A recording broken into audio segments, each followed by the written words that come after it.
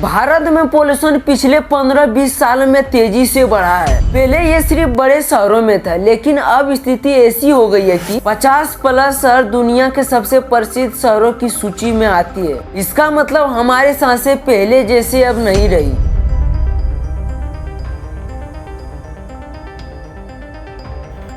AQI metre पहले 50, फिर 150, फिर 300 और अब 500 से ज्यादा बढ़ते हुए दिखाई देना। सबसे ज्यादा पोल्यूशन दिखता है दिल्ली NCR में, फिर पंजाब के हरियाणा का खेत वाला इलाकों में और पश्चिमी यूपी बिहार के बड़े शहर, राजस्थान के कुछ शहर। इन जगहों में AQI इतने ऊपर चला जाता है कि डॉक्टर कहते हैं एक दिन जीना कई सिगरेट पीने के बराबर है। आप समझते हैं पोल्यूशन किन किन वजह से होती है। पहला है गाड़ियाँ।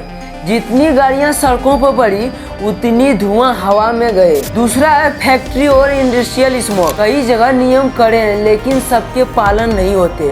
तीसरा है पराली। किसानों के पास विकल्प कम होता है, इसीलिए वो अपना फसल को जला देते हैं और धुआं हवा में चल जाते हैं। चौथा है धूल और कंस्ट्रक्शन। बड़े शहरों में सबसे बड़ा कारण है। और फिर कूड़ा जलाना, ये छोटे शहरों में बहुत देखने को मिलता है। ये सभी कारण मिलकर हवा को भारी और जहरीला बनाते हैं। हवा में PM 2.5 नाम के जहरीले छोटे छोटे कण होते हैं। ये इतने छोटे होते हैं कि फेफड़ों के अंदर घुस जाते हैं और फिर खून में पहुंचकर दिल, दिमाग और किडनी को नुकसान पहुंचाते हैं। इसका असर दमा, हार्ट अटैक, स्ट्रोक और सांस फूलना, बच्चों में फेफड़ों का कमजोर होना और सबसे बुरा हमारी उम्र धीरे धीरे कम होने लगती है। लोगों पर इसका असर दिखता है। लोग सुबह सुबह बाहर नहीं जा पाते हैं, बच्चे खेलने नहीं जा पा रहे हैं, बूढ़े आदमी को खांसी और सांस फूलने की समस्या बढ़ गई है। अस्पतालों में सांस से संबंधित मरीज बढ़ते जा रहे हैं।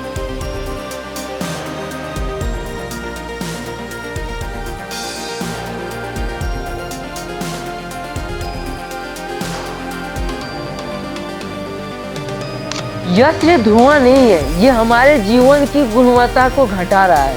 आप समझते हैं इसका समाधान क्या है? एयर पोल्यूशन को कम करने के लिए सबसे पहले हमें समझना होगा एयर पोल्यूशन एग्जैक्टली होती क्या है। Carbon monoxide, dioxide, nitrogen, ozone और सल्फर डाइऑक्साइड कई प्रकार की गैसें हैं जो हमारे लिए एक्चुअली में जहरीली होती है। ये सभी प्रकार की गैसें एयर पोल्यूशन के दायरे में आती है, लेकिन इनमें से सबसे जरूरी है PM 2.5। इसका फुल फॉर्म है पार्टिकुलेट मैटर। एक्चुअली में 2.5 कोई गैस नहीं है, बल्कि अलग अलग सॉलिड पार्टिकल्स और लिक्विड ड्रॉपलेट्स का मिक्सचर होता है। लेकिन इन पार्टिकल्स का साइज बहुत छोटा होता है। 2.5 माइक्रोमीटर से छोटा होने का मतलब है कि एक मनुष्य के बाल से 30 गुना छोटा होना। तो इसीलिए यह पार्टिकल्स बहुत ही तेजी से और बहुत ही आसानी से हवा में उड़ती है। इतने छोटे होने की वजह से ये हमारे लंग्स में घुस जाते हैं और वहाँ से फिर ब्लड स्ट्रीम में पहुँच जाते हैं और फिर हार्ट, ब्रेन और बाकी सारे बड़े ऑर्गन्स में पहुँचकर इफेक्ट करते हैं। इस समस्या का हल है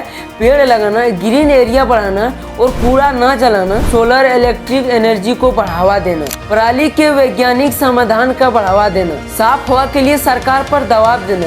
ये कदम कोई एक दिन में नहीं होंगे, लेकिन शुरू हमसे ही होता है। दोस्तों, पानी के बिना हम एक दिन रह सकते हैं, लेकिन हवा के बिना 5 मिनट भी नहीं। अगर हम अभी नहीं जागे तो आने वाले पीढ़ियों के पास साफ हवा नहीं बचेगी। उम्मीद करते हैं कि ये वीडियो से आपको कुछ सीखने को मिला होगा।